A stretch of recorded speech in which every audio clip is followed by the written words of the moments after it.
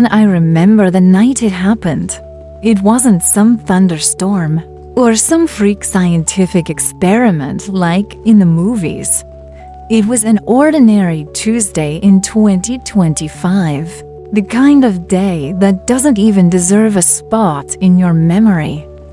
I was sitting in my small apartment on the outskirts of Portland, Oregon, staring at my laptop screen, half asleep, half thinking about how little had changed in my life over the past few years. The clock read 11:47 p.m. The only light in the room came from the faint glow of the monitor, and the dull hum of the refrigerator filled the silence. I had been reading an article about temporal displacement anomalies. Just another conspiracy theory floating around the darker corners of the internet. They said somewhere in Nevada, a team of rogue scientists had managed to open a microscopic rift in time. People online were calling it fake. Another clickbait story. I didn't believe in time travel. Not really. But something about that night felt off, like the air itself was vibrating at a lower frequency, like the world was breathing too slowly. Around midnight, the lights flickered. The laptop screen went black for a second, then flashed white. Just white. Nothing else. I thought the power had gone out, but the hum of the fridge was still there. The streetlights outside were still glowing. I blinked, rubbed my eyes, and when I looked again, there was something moving on the laptop screen. A swirling circle, not like a buffering icon, but a smooth, glowing vortex. It spun silently, perfectly centered. My reflection appeared faintly. Over it, my tired face hovering above that endless spiral of light. I don't know why I touched it. Maybe curiosity, maybe boredom, maybe some deeper instinct that I wasn't even aware of. The moment my fingertip brushed the screen, it felt like dipping my hand into water. Cold, dense, and electric. My vision blurred. The room stretched like rubber. The sound of the fridge twisted into a deep echo, and my body felt weightless, like I was being pulled through something that wasn't meant to be crossed. There was no tunnel of light, no cosmic colors, no futuristic music, just a sudden silence. I opened my eyes, expecting my apartment, but I wasn't home anymore. The air smelled cleaner. That was the first thing I noticed.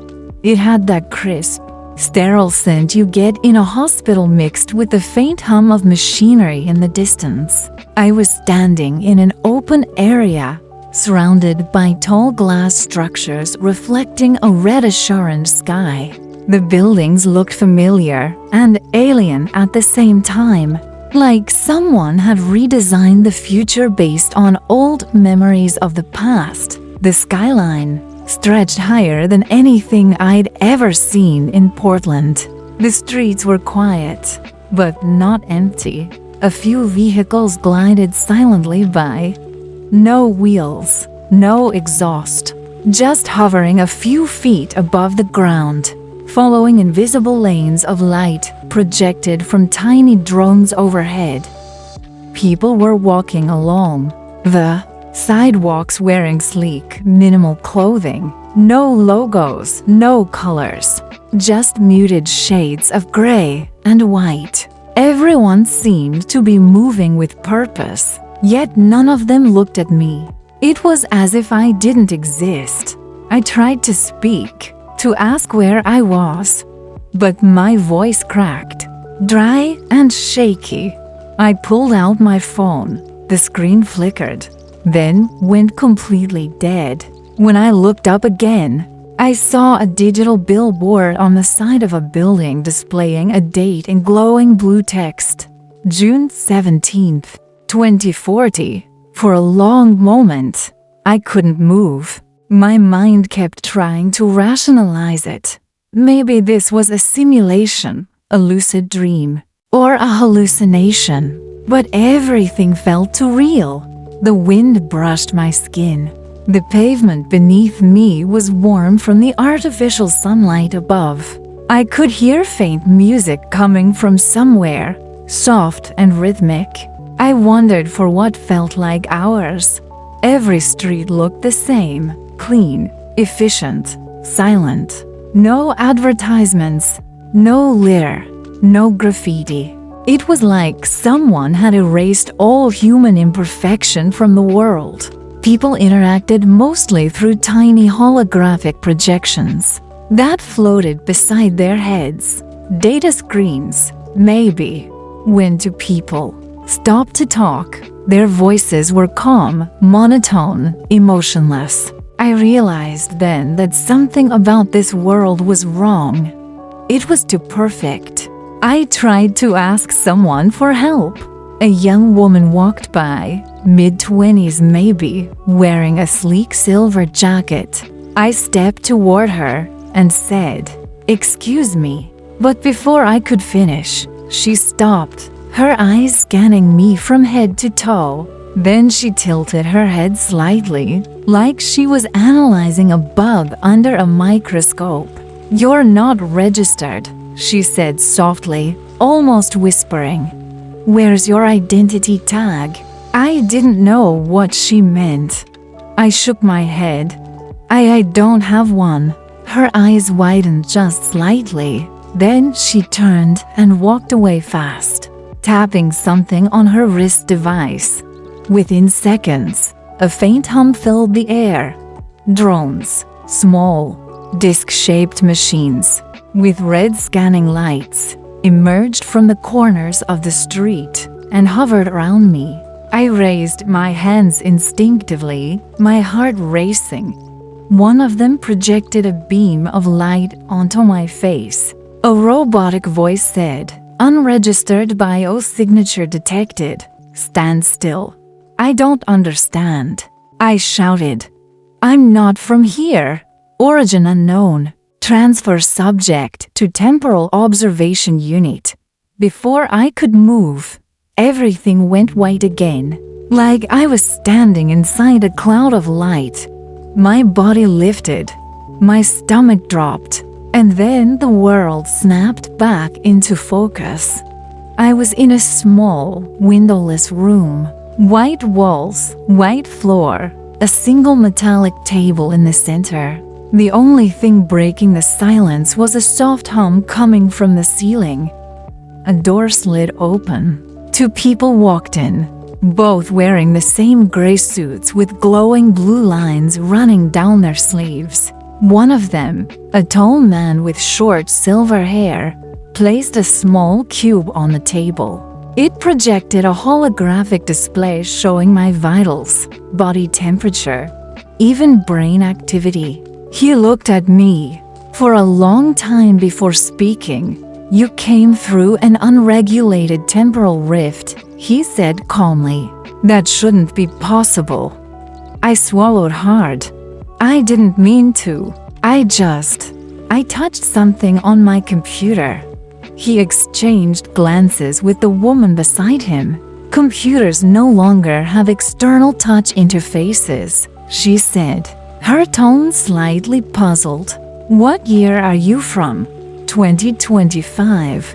I whispered. The man exhaled slowly, almost as if he had expected that answer. "Then you've traveled 15 years forward," he said. "That explains your lack of tag and registration. But still, no one has been able to bridge that far without controlled authorization since the temporal accord was enforced." I stared at them, confused. "Temporal accord? What are you talking about?" The woman touched the cube, and the hologram changed, showing a timeline. Points of light appeared, branching, twisting, collapsing. "Time travel exists," she said, "but it's not like your era imagined. It's restricted to the Temporal Observation Bureau. Unauthorized travel is punishable by containment." Containment. I echoed. The man nodded slowly. We don't imprison people, we observe them. You will be placed under monitored stasis until we determine how you arrived here. I felt my chest tighten. No, I can't stay here. I didn't do anything wrong. I just need to go back. The woman looked at me, almost pitying. Return travel isn't simple. The rift you came through isn't stable. If it closes completely, your entry point might be lost forever. I felt dizzy. My legs shook. I slumped onto the chair, my hands gripping the cold metal edge of the table. Everything inside me screamed that this wasn't happening, that I'd wake up soon and find myself back in my apartment. The fridge humming quietly, the laptop still open on that stupid article. But I didn't wake up. The man leaned closer, studying me. What was your occupation? He asked. I worked in IT. I muttered. Software maintenance. Nothing special. He smiled faintly. Fitting. He said, technology birthed your rival and technology may be your only way back. He turned to leave, but before stepping through the door, he added, someone will come for you soon, don't resist. The door slid shut behind him, leaving me alone with the hum of the ceiling light. I tried to stand, but my body felt heavy. I looked around. There were no cameras, no visible locks. But I knew I was being watched. Then, just when the silence became unbearable, a faint whisper echoed from somewhere behind the wall. A woman's voice, soft but urgent. If you can hear me, it said, don't trust them. The bureau isn't what it seems. I froze. Who are you? I whispered back. The voice didn't answer. Only static followed, fading slowly into the hum of the room. And that's when I realized, whatever had brought me here wasn't an accident. Someone or something wanted me in 2040. I didn't sleep that night, if you could even call it night. The room I was in had no windows, no clocks, nothing to mark the passage of time. Just the constant low hum of electricity somewhere above, like a mechanical heartbeat keeping me tethered to this strange new world. My body ached from exhaustion, but my mind refused to rest. Every time I closed my eyes, I saw the glowing vortex again. The screen, the moment I touched it, the way everything folded in on itself like reality had been rewritten in an instant. Hours or maybe minutes passed before the door slid open again. A faint hiss of air escaped from the seal, and a different person stepped in. She wasn't dressed like the two officers from before. She wore dark civilian clothing, something closer to what people in my time might have worn. Except her jacket had thin blue lines running along its seams that pulsed softly with light. Her eyes were sharp, the kind that studied a person before saying a word. Get up, she said quietly. I hesitated. Who are you? I'm the one who whispered to you earlier, she replied. And if you want to survive here, you'll follow me right now. Her tone wasn't threatening, it was factual, firm, like she didn't have time to argue. I stood slowly, still trying to make sense of her. They said they were going to contain me, I said. I don't even know what that means. You don't want to find out, she answered. The Bureau doesn't study time travelers, they erase them. A chill ran down my spine. Erase, she nodded. You're an anomaly. You don't belong in their records. That makes you a risk to their timeline integrity program. They'll extract your memories, then delete your neural pattern from the continuum. It's a clean way of saying they kill you? I swallowed hard, my heart pounding. Why are you helping me? Because I know what you are, she said, and I know how you got here. Before I could ask more, she tapped her wrist device, and the wall behind her shimmered like liquid glass. A section of it dissolved, revealing a narrow corridor lined with pipes and cables. She stepped through first, gesturing for me to follow. I hesitated only a moment, then went after her. The air outside was colder, the lighting dimmer. It smelled like dust and ozone, like a server room that had been running too long. We moved fast, ducking under low beams, stepping over coiled wires. Where are we going? I whispered. Out of the observation zone, she said. The Bureau keeps most of its containment units underground, beneath the city. If we can reach the surface tunnels, I can get you to someone who knows more. Her voice carried that same calm urgency, but there was something else underneath it, fear. She'd done this before, I realized. Helped someone like me. As we turned a corner, I caught a glimpse of a long hallway filled with glowing blue chambers. Inside each one was a person floating in a translucent gel, motionless, eyes closed. Machines surrounded them, feeding data into holographic consoles. My stomach twisted. What is this place? The archives, she said. Temporal anomalies. Every unregistered traveler they've captured since the accord was signed. They don't die, but they don't live either. The Bureau calls it preservation. I looked at one of the faces. It was a young man, maybe in his 30s. His expression was peaceful, almost too peaceful. His hair floated like seaweed in the gel. I reached out a trembling hand toward the glass, but the woman grabbed my wrist. Don't, she said sharply. The pods are sensory linked. Touch one, and the system will alert the control AI. We kept moving. The corridor opened into a maintenance tunnel. The walls lined with fiber conduits glowing faintly white. In the distance, I could hear the echo of automated machinery and faint human voices. How did you know I was here? I asked. She didn't answer immediately. Her boots made soft metallic sounds on the floor. Because I used to work for them, she finally said. I was an engineer in the Bureau's Chronolab division. I helped design the same neural containment systems they use now.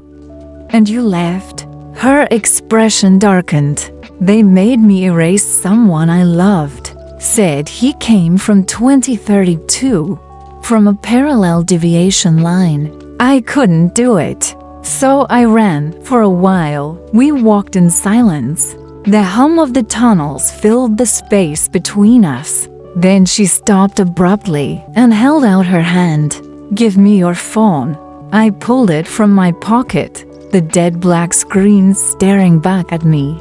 She took it, placed it on the ground, and pressed a small device against it. A faint spark jumped from her gadget, and the phone flickered to life, its interface glitching before stabilizing.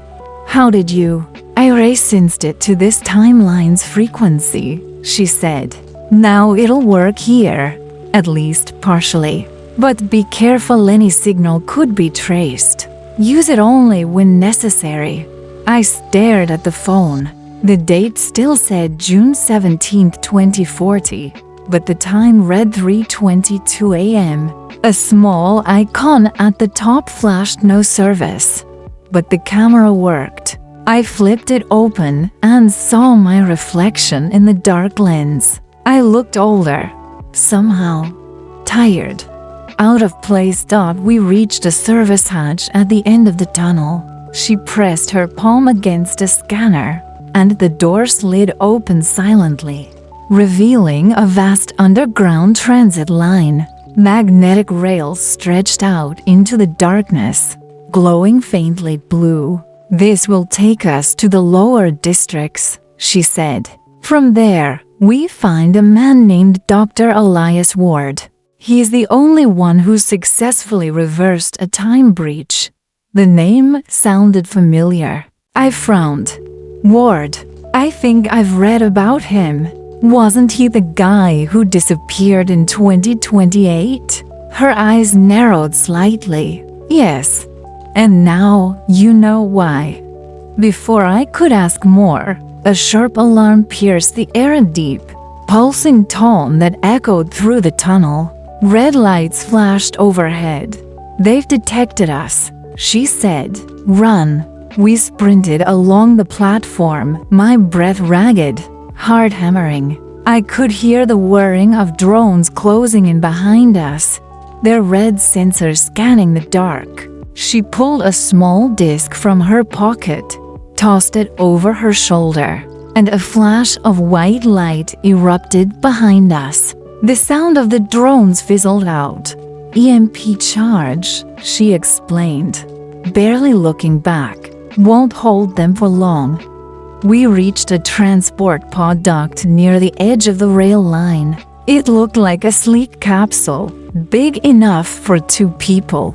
She slammed her hand on the control panel, and the door slid open with a hiss. We jumped inside. The pod sealed shut, and the hum of the magnetic engines came alive beneath us. With a sudden jolt, we shot forward into the tunnel. The city blurred past outside, streaks of light twisting into a glowing river of color. I pressed my palms to the glass, watching the future rush by. Somewhere above us, the world I once knew still existed, but far away, unreachable. "What happens now?" I asked. "We disappear," she said simply. "At least for a while." Her words hung in the air as the pod slowed, then stopped. The door opened to reveal a massive underground chamber filled with people. Not bureau officers, ordinary people. Engineers, scavengers, survivors. Some wore ragged clothes, others had tech implants glowing faintly under their skin. They all looked up as we entered. "This is the free zone," she said. "The last place the Bureau doesn't control." A man approached us, tall, rough around the edges, wearing an old leather jacket that looked completely out of place in this sterile world. His left arm was metallic, humming softly with internal servos. "So this is him," he said, studying me, "the traveler from the past." I nodded uncertainly. "Yeah, I guess so." He smiled faintly. "Then you just became the most wanted person in the future." My stomach sank. "Why? What do they want from me?" He looked over at the woman who brought me here. "You didn't tell him yet, did you?" She shook her head. "Not yet." The man turned back to me, his eyes steady and grim. "You didn't just fall through a rift," he said. "You were pulled here, and whoever brought you, they've done it before." For a long moment, I just stood there staring at the man with the metal arm, trying to understand what he meant. The words didn't fit together in my head. "You were pulled here. It wasn't an accident," he'd said. "Someone or something had wanted me to come to 2040. But why me? I wasn't a scientist, not a soldier, not a genius who'd change the world. I was just an ordinary guy who fixed computers and paid rent late. The woman who brought me here, her name, I later learned, was Mara. Looked uneasy. She avoided my eyes as if she'd already seen what was coming next. The man gestured for me to sit down at a table surrounded by cables and glowing data screens. The whole place looked like an underground lab mixed with a scrapyard. Everything was patched together, with recycled parts, old monitors, half-broken drones, and flickering lights. A far cry from the spotless upper world I'd seen before. "My name's Cole," the man said finally. "We've been tracking temporal fluctuations for years. The Bureau thinks they control all of them, but they don't. Some of us learned how to detect the ones they hide." I looked around the room. There were at least a dozen others, people working quietly on computers, soldering chips, connecting wires. Some glanced up at me briefly, but most stayed focused, like they were used to strange visitors. Cole continued. 15 years ago, the first rift appeared, small, unstable, like a glitch in the air. They said it was a natural phenomenon, but we found out it was artificial man-made. The Bureau was experimenting with quantum temporal gates. They wanted to control time itself, rewrite events that didn't favor them. I frowned. "So, they created the rift that brought me here?" "Not exactly," he said, leaning forward. "The rift that pulled you was reactivated. Someone on your end, someone in 2025 must have triggered it. That's how you got caught in it." That made my heart sink. Someone from my time? But I didn't know anyone experimenting with time travel. I was just reading some online article. Mara cut in quietly. Maybe that's exactly what they wanted. Those articles were part of the seeding process. The Bureau leaked bits of information into the past to lure certain people into interacting with unstable rifts. I blinked. "You mean they planted that story on purpose?" She nodded. "You were the bait. Or maybe the key." The words made my stomach twist. "The key to what?" Cole leaned back in his chair. "That's what we're trying to find out. But whatever they want from you, it's big. Bigger than anything we've seen before." He stood and walked toward a large monitor at the far end of the room. The screen flickered to life, showing a world map covered with glowing red dots. "Each dot," he said, "is a temporal disturbance. Most of them are small, harmless anomalies. But this one," he pointed to a pulsating red circle over the western United States. "This one appeared the night you arrived." I stared at it. "That's Oregon, exactly," he said. "And when it opened, our sensors detected something inside the Bureau's system, an encrypted data packet, transmitted backward through time. A message. A message. From the future?" Cole nodded. "We think someone in 2040 tried to warn the past. Tried to warn you." For a few seconds, the room felt colder. The idea was insane, yet somehow, everything that had happened so far made it feel possible. I remembered the strange glow on my laptop, the vortex, the way my screen had gone white. Maybe that wasn't just a glitch. Maybe that was the message trying to reach me. Mara turned toward me. "Did you notice anything unusual before the rift pulled you in? Any text? Any voice?" I hesitated. "Yeah. Actually, just before it happened, I heard something. A faint whisper like a woman's voice. It said one word. Run." Mara's eyes widened slightly. That voice wasn't random. The Bureau's AI systems can't generate auditory signals into the past. That must have come from someone real. Cole nodded. "Then she's alive. Whoever warned you might still be here, trapped somewhere in the Bureau system." I tried to process it all, but the more I heard, the less sense it made. "So you're telling me someone from the future sent a warning back to 2025. I somehow got pulled through the same rift they used." And now the Bureau wants to erase me because I don't belong. That's the short version, Cole said grimly. But there's more. We think your rival destabilized the timeline. He tapped a few keys, and another image appeared, multiple overlapping lines, like tangled threads of light. This is time, he explained. Every choice, every decision, creates a new branch. Most collapse naturally, but some persist. When you crossed over, your presence created a new deviation path. The Bureau can't control it, and that terrifies them. That's why they're hunting you. I ran my hand through my hair, trying to breathe. So what happens if they find me? They'll try to reset the timeline, Mara said softly. Erase the entire branch, including everyone connected to it. That silence that followed was heavier than anything I'd ever felt. I realized what she meant. If I didn't figure out how to fix this, an entire version of reality might vanish. People, cities, everything. I finally managed to ask, "What do we do now?" Cole walked over to a terminal, typing rapidly. "We find Ward.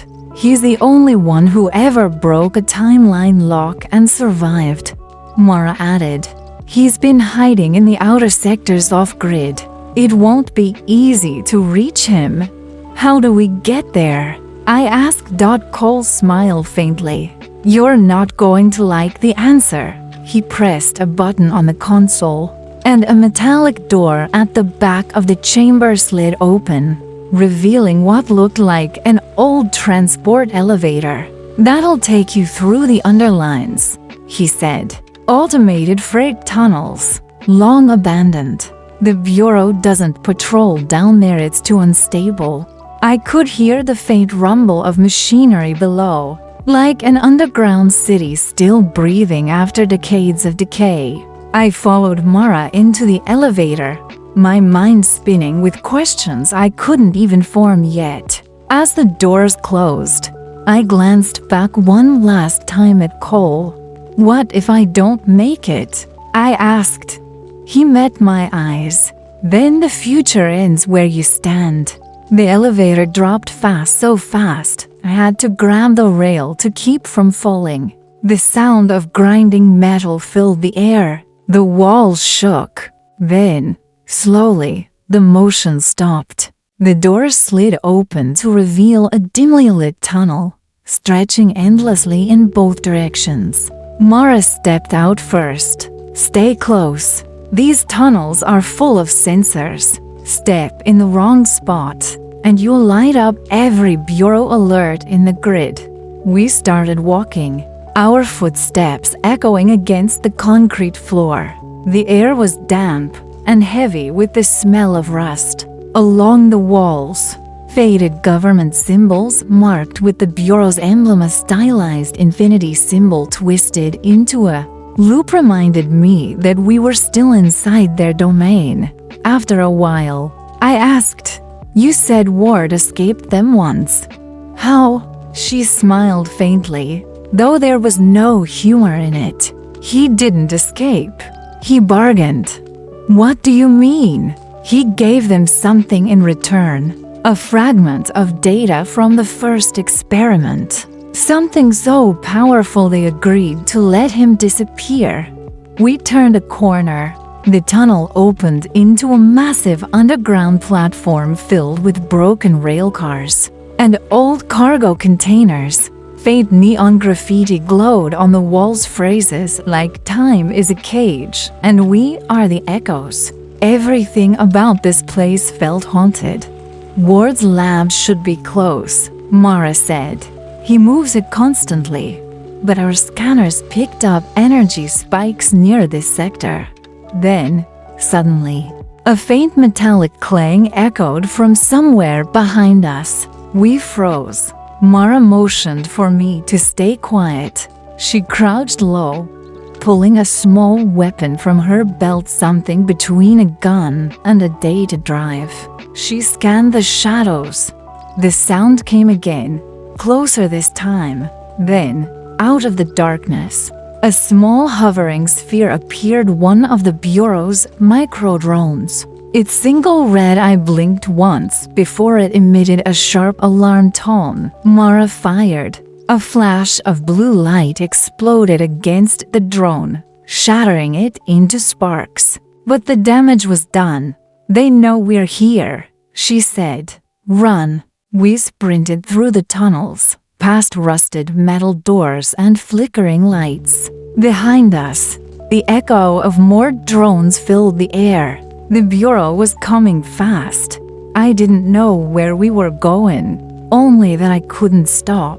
My lungs burned, my legs ached, but adrenaline kept me moving.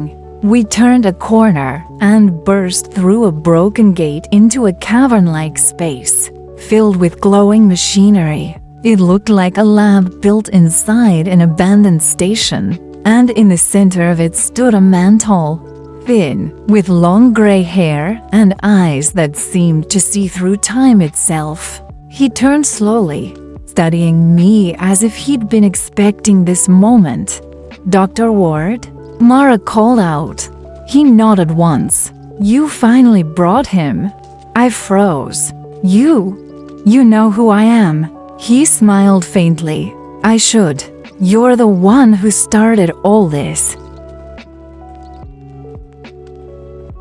The air inside the underground lab was heavy, humming with the low vibration of machines I didn't recognize. The walls glowed with faint lines of shifting blue light, running like veins through metal panels.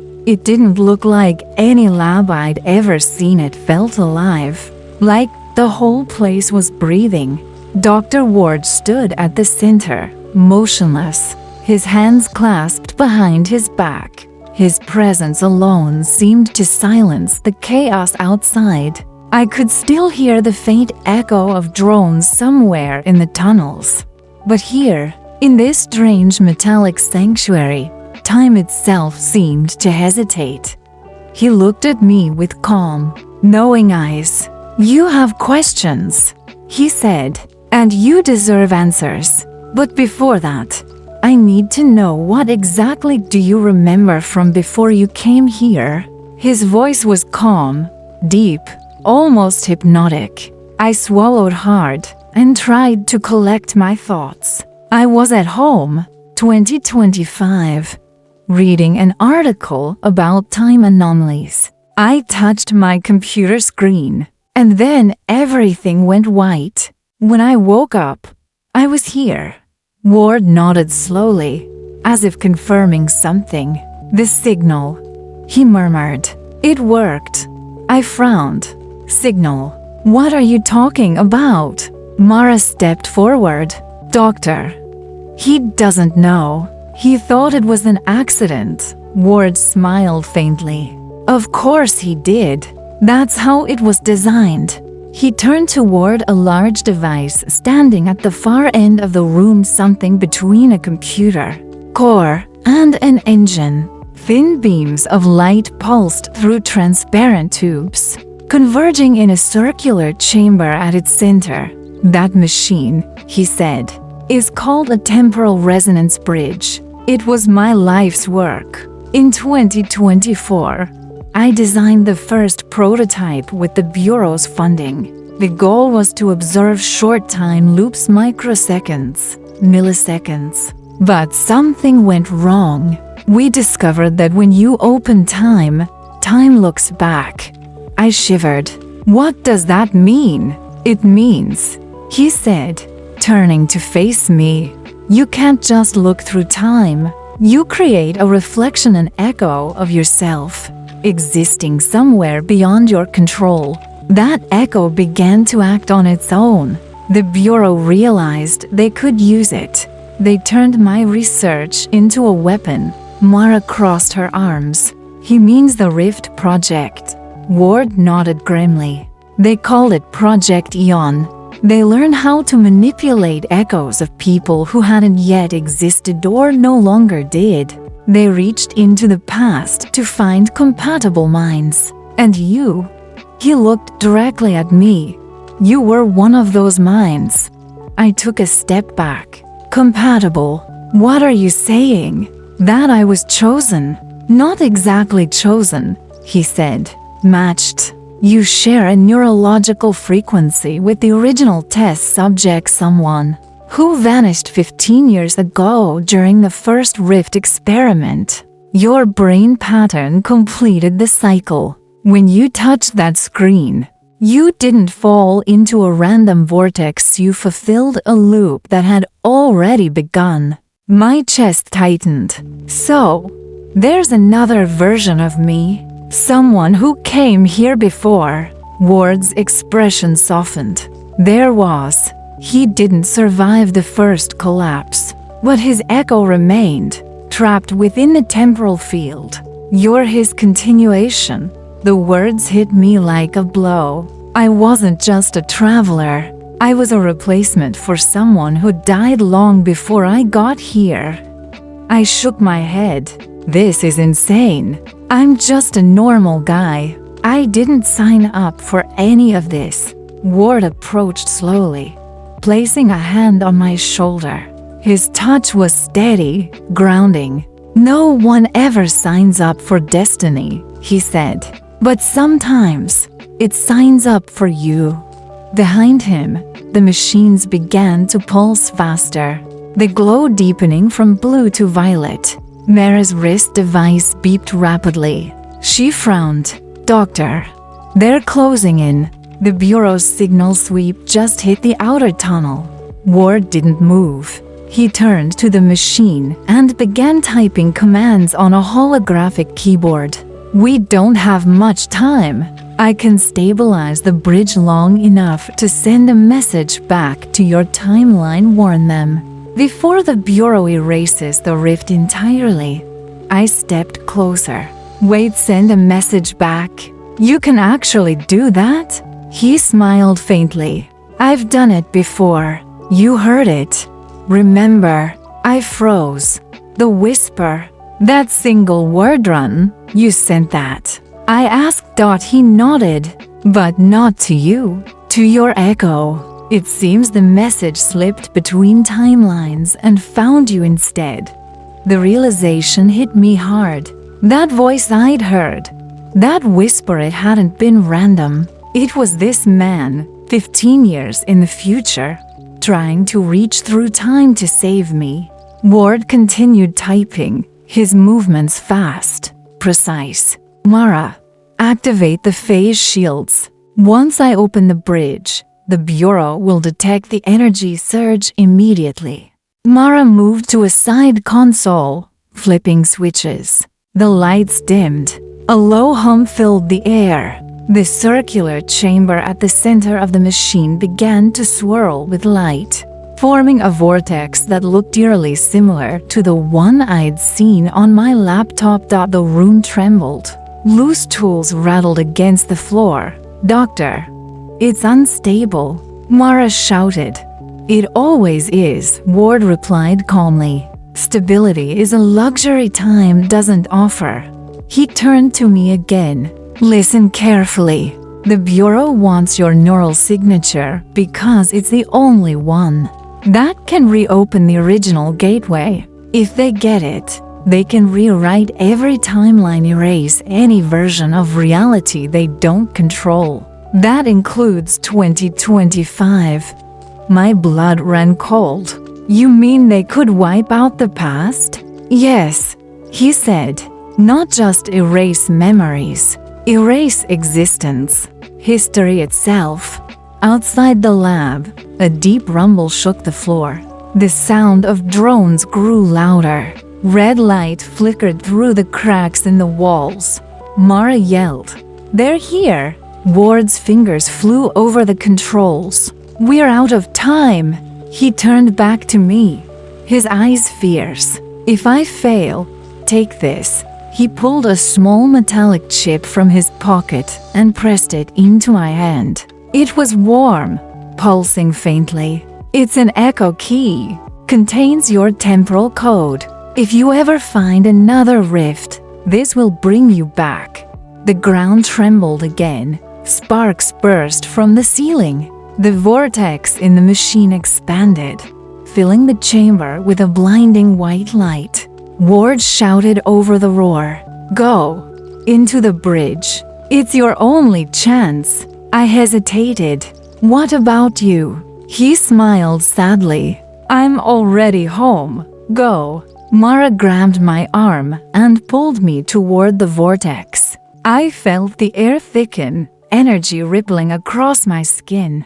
The light was blinding, the noise deafening. My body felt weightless, stretched, dissolved. I tried to hold onto her hand, but the force was too strong.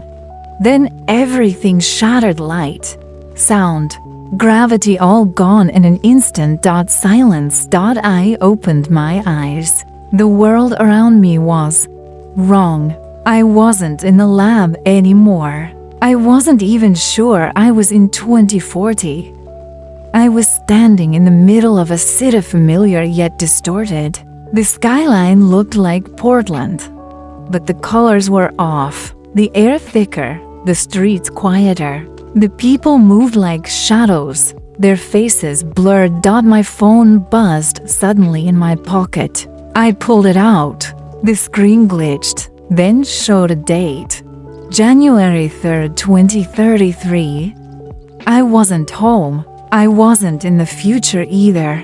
I was somewhere in between. And in that moment, through the faint static of the phone speaker, a voice whispered again, soft, distant, but unmistakably real. It said, "You're not done yet." I stumbled through the quiet streets, my hand still clutching the echo key Ward had pressed into my palm. The air was thick, almost sticky, carrying hints of ozone and burnt circuitry. The sky above was a strange shade of copper, streaked with faint green clouds that twisted unnaturally. Buildings stretched taller than they should have, their facades warped, some familiar from my childhood, others from visions of Portland in the future. It felt like I had stepped into someone else's memory, a city stitched together from fragments of past, present, and what had yet to come. Every step I took echoed unnaturally, bouncing off the walls in a rhythm that didn't belong to this timeline. People passed me, but they were shadows of themselves, faces blurred, conversations half-formed, voices overlapping like static on a radio. I tried to call out, but my voice sounded distant, swallowed by the strange resonance of this place. This isn't real, I whispered to myself. But deep down, I knew it was. Somehow, I was trapped in the intersection of timelines, a liminal zone where the Bureau's manipulations and Ward's interventions had collided. I walked for what felt like hours, though time itself seemed fluid here. Street signs flickered between dates: 2027, 2035, 2039. Cars hovered silently above the ground. Some half-finished models I had only seen in Ward's labs, others old and rusted from decades prior. And everywhere, I felt eyes on me, though whenever I turned, no one stared directly, just vague impressions of presence, like ghosts trying to remember me. I reached a small plaza that seemed more stable than the streets leading here. A fountain stood at the center, its water shimmering unnaturally, reflecting distorted images of the surrounding buildings. And then I saw them, a group of people, standing together, staring at me. There were four of them. One was an older man, his face lined and serious, eyes piercing. Another wore a hood that shadowed their features completely. The third was a young woman with a mechanical implant visible along her temple, pulsing faintly. The fourth was a boy, maybe 12 or 13, clutching a small device that looked like a cross between a tablet and a watch. "You made it," the older man said, his voice echoing as if carried from far away. "We weren't sure you would." I hesitated. Who are you? And where am I?" "You're in the convergence zone," the woman said softly. "This is where past and future overlap, where the Bureau's manipulations have left gaps. Most people who enter never leave. Their minds fracture, their bodies disappear." The boy stepped forward, holding out the device. "We've been tracking your signal. The echo key pulses stronger than any anomaly we've seen. You're the anchor we've been waiting for." "Anchor?" I asked. "I don't understand." The man sighed. "You're the only one whose presence can stabilize the timeline. You're tethered to the original sequence that Ward created, the one the Bureau tried to overwrite. Without you, everything fractures further. Cities, people, even memory itself will start to collapse into nothing." I felt my knees weaken. "So I'm supposed to fix this?" "Yes," the woman said. "And you're not alone. We've been here, waiting, preparing, trying to guide the anomalies to safety. You're the last piece." I glanced down at the echo key, its faint glow pulsing in sync with my heartbeat. It was warm, alive, as if it contained a tiny fragment of Ward himself. Somehow, it connected me to this broken, overlapping world. Somehow, it was the only thing keeping me from being lost completely. The boy tugged on my sleeve. "We need to move. The Bureau knows you're here. They're sending enforcers to stabilize the breach." Before I could ask what that meant, a loud metallic screech reverberated through the plaza. Red lights flickered along the edges of the buildings, and shapes began emerging from the warped streets. Machines, drones, walkers, and what looked like humanoid enforcers. Their eyes glowing red advanced slowly, but deliberately. "They're not here to talk," the older man said grimly. "They're here to reset everything, and they won't stop until they erase you, too." I swallowed hard. "So, what do we do?" "We split," the woman said.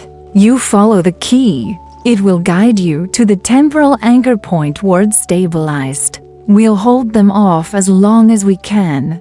The boy pressed a button on his device. A holographic map flickered in front of us, showing a path that twisted unnaturally through the cityscape, over streets that didn't exist, through walls that flickered like glitches, past buildings that phased in and out of the timeline. "Follow this," he said. "Do not stray. The Bureau's reach extends further than you realize. One wrong step, and you could be trapped forever in a temporal echo."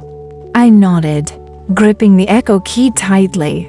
The plaza around me seemed to stretch, walls bending as the machines advanced. Mara had trained me for movement, but nothing could prepare me for this. The streets themselves were shifting, rewriting their layout, creating impossible angles. I ran, my footsteps barely making a sound over the hum of unstable time. The echo key pulsed brighter with each step, almost like a heartbeat. It led me through alleyways that didn't exist a moment ago, past buildings that flickered between 2025 and 2040 architecture. I passed shadows of myself, fragments of possible futures, some screaming, some frozen mid-step, some vanishing entirely before I could touch them. At one point, I stumbled, falling onto a cracked pavement that shimmered under my hands. For a second, I saw everything: the Bureau's labs, Ward's bridge, Mara's face as she pulled me through the elevator, the drones tearing through the tunnels, all layered on top of each other like a fragmented painting. My mind reeled, the images pressing against each other, and I almost lost my grip on reality. The echo key pulsed violently, snapping me back. I jumped up and kept running, following its glow as it led me toward a massive building at the edge of the city. Its architecture was impossible, half modern, half ancient, half submerged in darkness. It pulsed with faint blue light, resonating with the key. "This is it." The boy's voice echoed in my mind, somehow transmitted through the key itself. "The anchor. Once you stabilize it, the convergence will collapse back into the correct timeline. But it will be dangerous. Time will fight you." I took a deep breath, feeling the weight of everything the past I'd lost, the future I hadn't lived, and the present that wasn't quite real. Every step forward was a gamble. One wrong move, one miscalculation, and I could vanish entirely, erased from existence along with the echoes I had been chasing. And yet, I moved forward, because I was the anchor, because if I didn't, there would be nothing left to save. The building loomed larger, its walls bending, folding, glowing with energy that felt alive. The echo key pulsed in my palm like a living heartbeat, guiding me toward the point where time itself had fractured. The Bureau's enforcers were close behind, their red eyes cutting through the shifting landscape, relentless, unstoppable. I steeled myself, took a final step toward the anchor, and whispered to the key, "Let's fix this. Let's put everything back." The world trembled. The city screamed. Time itself seemed to inhale sharply, waiting for what would come next. And I ran straight into the heart of the convergence. The building's interior was unlike anything I had ever seen. It was alive, in a way that words barely described. A shifting, breathing network of light and metal. Hallways twisted at impossible angles. Floors floated above ceilings, and walls shimmered like liquid glass. The echo key pulsed in my hand, guiding me like a compass through this impossible maze. Time here wasn't linear. Seconds stretched into minutes. Minutes collapsed into milliseconds. I could see echoes of myself moving ahead, behind, and alongside me, all doing the same thing I was doing, running, dodging, trying to survive. My mind tried to make sense of it, but the images overlapped, fractured, and flickered. I realized, terrifyingly, that some of these echoes might never fully exist if I failed. The Bureau's enforcers were relentless. I could hear their mechanical footsteps, their red sensors scanning through the shifting walls. They were not human machines, yes, but built to predict movements and anticipate survival. Every time I turned a corner, they were there, or already ahead, cutting off my path. I stumbled into a wide chamber, the center dominated by a glowing sphere of energy. This had to be the anchor, the point Ward had stabilized, the node connecting all fractured timelines. The echo key in my hand hummed violently, almost vibrating through my bones. I approached it cautiously, every step weighted by fear and urgency. Then one of the enforcers appeared, emerging from the flickering walls, its red eyes fixed on me, and I felt a cold, calculated awareness in its presence. It didn't hesitate. It lunged. I ducked, rolling across the shifting floor, grabbing a floating piece of debris and swinging it. Sparks flew, but it barely slowed the machine. I sprinted toward the anchor, the sphere pulsing brighter with each step. The echoes of my other selves, some screaming, some frozen, swirled around me. The Bureau's machines followed relentlessly, their movements perfectly synchronized. I realized that to stabilize the timeline, I couldn't just reach the sphere. I had to synchronize my presence with the echoes, anchor myself across all versions simultaneously. My head spun. The weight of every past decision, every possible future, every fragment of reality pressed down on me. The echo key pulsed brighter, almost painfully, as if urging me forward. I took a deep breath, centering myself. I have to focus. I have to anchor. I reached out and touched the sphere. Light exploded across my vision, stretching, fracturing, and wrapping around me. I felt my body split into multiple versions of itself, each echoing the other. I felt joy, fear, pain, and determination all at once. Every possibility I had lived, every choice I had yet to make, surged through me. The enforcers slammed into the edges of the sphere, trying to pull me away, trying to destabilize the connection. Sparks flew, walls twisted violently, and the floor itself seemed to breathe.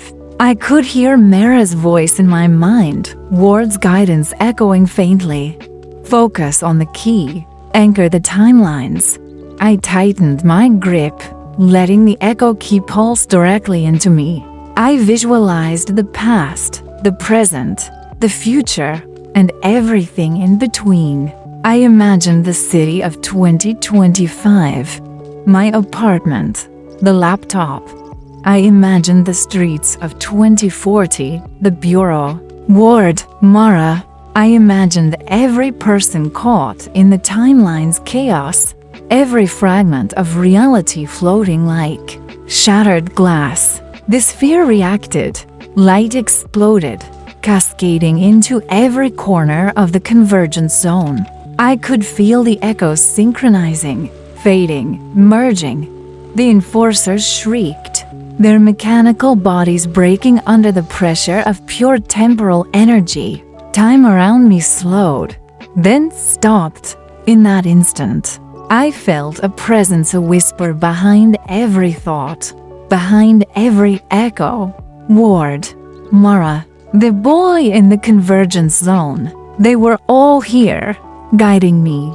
I pushed further, letting the key connect me fully. Light, sound, memory all collapsed into a singular pulse of energy.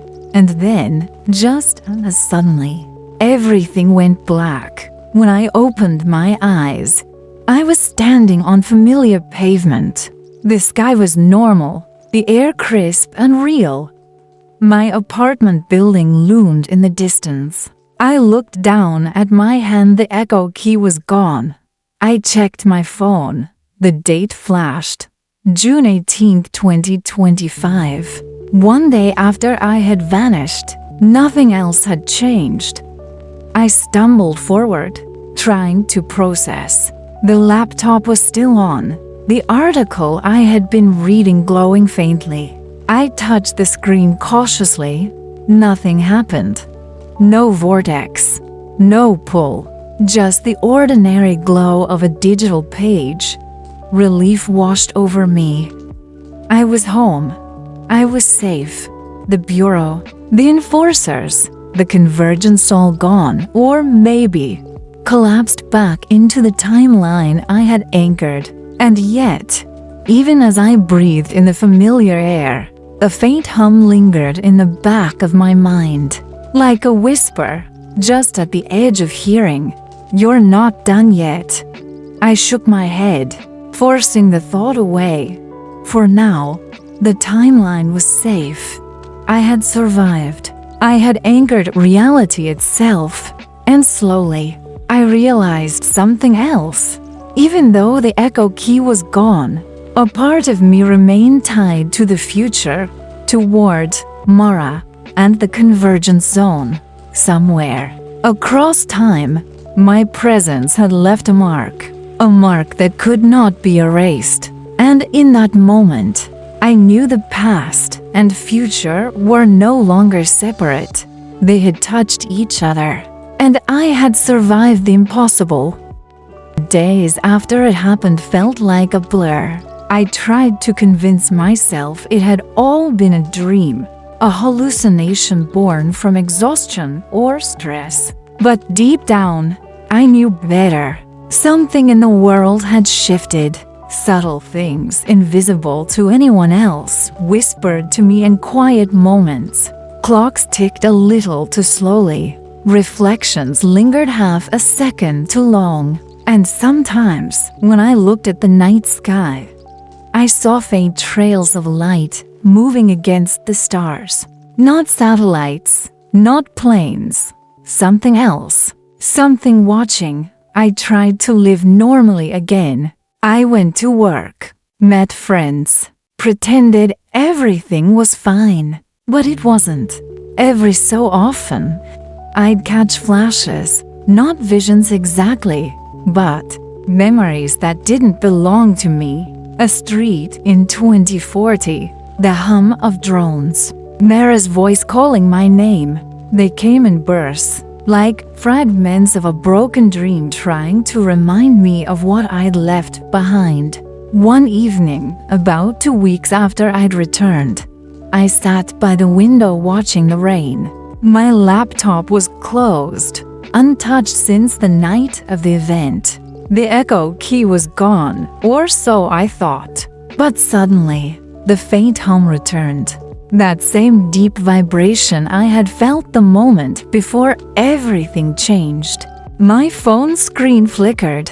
For a moment, I thought it was a glitch. Then words appeared, typed by no one. The Bureau remembers. My heart pounded. I stared at the screen, frozen. Then another line appeared, slower this time, as if written by a trembling hand. They rebuilt the bridge. I jumped to my feet, the chair toppling behind me. No, that's impossible, I whispered. Ward had destroyed the convergence. I had seen it collapse. And yet, the words glowed steady, undeniable. Suddenly, a familiar voice echoed softly from the phone's speaker. Not text, a voice. If you're seeing this, it said, calm and measured. Then I failed to contain the Bureau's reach. The bridge wasn't destroyed, only fragmented. They learned from our mistakes. It was Ward. His tone was weary, but determined. You stabilized the timeline, he continued. But the Bureau found another way. They're moving backward now, into earlier years, rewriting causality itself. You must find the signal again. There's a failsafe embedded in your Echo signature. Follow it. The message ended abruptly. Static filled the room for several seconds. Then silence. I sat there, breathing hard, trying to understand. If Ward's voice had reached me, that meant somewhere, somehow, he was still alive, or at least some version of him was. Then the lights flickered. The air in the room seemed to thicken, bending slightly like heat over asphalt. A faint shimmer appeared in front of the laptop, forming a slow-moving spiral of blue and silver light. I stepped back instinctively. No, I said softly, not again. But the spiral grew brighter, humming low and steady. The surface of my laptop screen rippled like water, and suddenly, the Echo key, the same metallic object I'd thought was gone, appeared on the desk, pulsing faintly. I hesitated, my heart racing. Every part of me screamed not to touch it, to walk away, to let the future remain buried. But another part, the part that had stood in that collapsing lab, that had looked into the heart of time itself, knew there was no walking away. Not anymore. I reached out.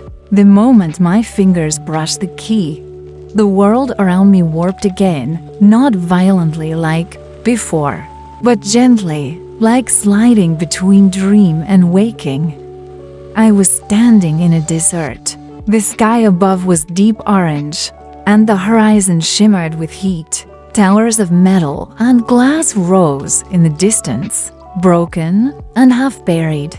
The air smelled of Ashdod, and then I heard it, a faint voice carried by the wind. "You came back." I turned. Ward stood a few meters away, older than I remembered. His hair was white now, his face lined, but his eyes still burned with that same sharp intelligence. "Where am I?" I asked. "What happened?" "This," he said quietly, "is the aftermath." The Bureau tried again. They pushed too far into the past, rewriting sequences that were never meant to change. The backlash destroyed everything. Time collapsed inward. "This," he gestured at the wasteland around us, "is what's left of 2040. I felt a chill crawl down my spine. "So the world, it ended." "Not ended," he said. "Erased, rewritten beyond recovery. But we have one last chance. You still carry the anchor. Your signature connects every surviving strand of the timeline. If we trigger the failsafe, we can revert the Bureau's interference, not just here, but across every echo that ever existed." He stepped closer, placing a hand on my shoulder. "It will cost you everything.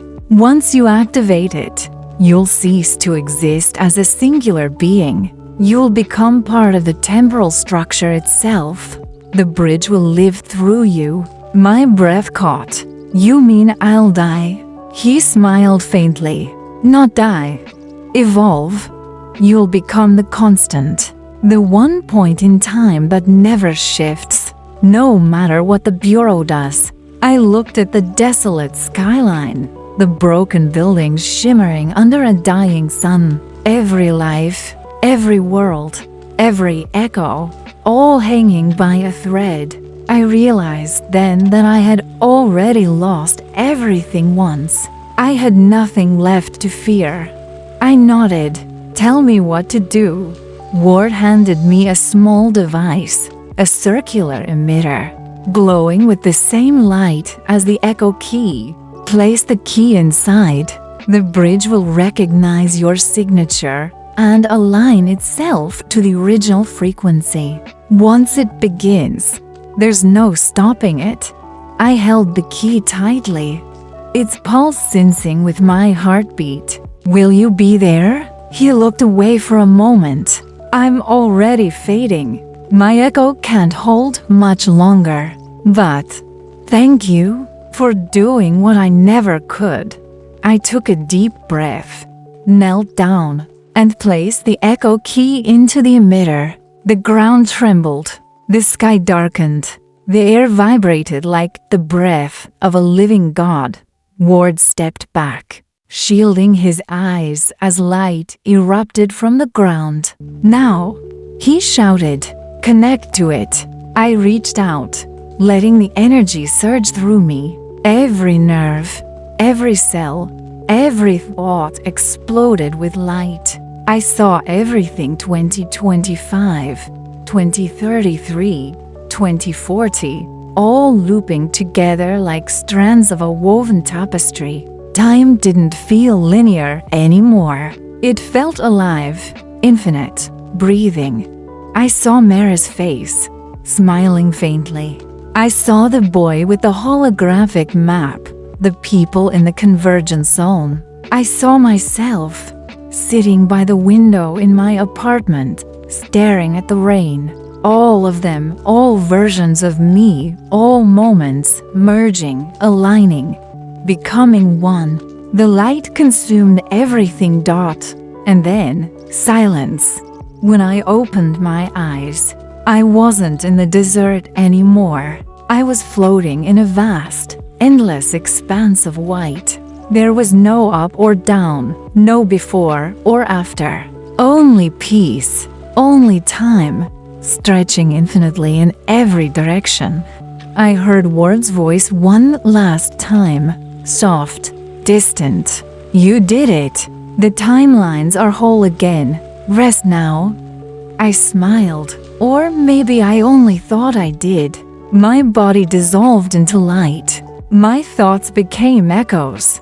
My heartbeat became the rhythm of the universe itself. And somewhere, far away, in a quiet room in 2025, a laptop screen flickered to life on its own. Words appeared, typed by unseen hands. He anchored us. Time is safe. The screen went dark. Outside, the world went on, ordinary, beautiful, unaware of the man who had once fallen through time and rebuilt it from within. But if you listen closely, in moments when the world feels just a little out of sync, when a clock ticks twice or your reflection lingers too long, you might hear it, a faint whisper, carried by the echoes of eternity. You're not done yet.